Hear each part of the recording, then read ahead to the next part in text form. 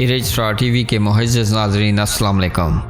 ناظرین، آزاد کشمیر سے انتہائی افسوسناک خبر۔ آزاد کشمیر کے نوجوان کو راولپنڈی میں قتل کر دیا گیا۔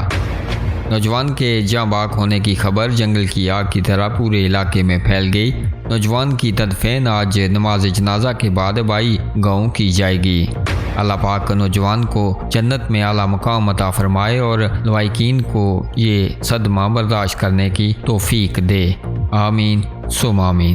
ناظرین، ذرائع کے مطابق عباس پور کا نوجوان راولپنڈی میں نامعلوم افراد نے قتل کر دیا۔ آج رات 1:30 بجے خواجہ کاشف اقبال والد خواجہ غلام نبی لڑیاں عباس پور والوں کو نامعلوم شخص نے راولپنڈی میں قتل کر دیا۔ ان کی نماز جنازہ اور تدفین آج ہی ہوگی۔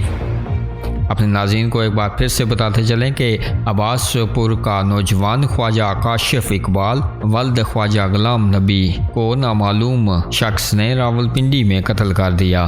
ناظرین، آپ بھی اپنی رائے کا اظہار کمنٹ باکس میں ضرور کیجیے گا اس افسوسناک خبر کے حوالے سے، اور مزید خبروں اور اپڈیٹس کے لیے ہمارے چینل کو سبسکرائب کیجیے گا۔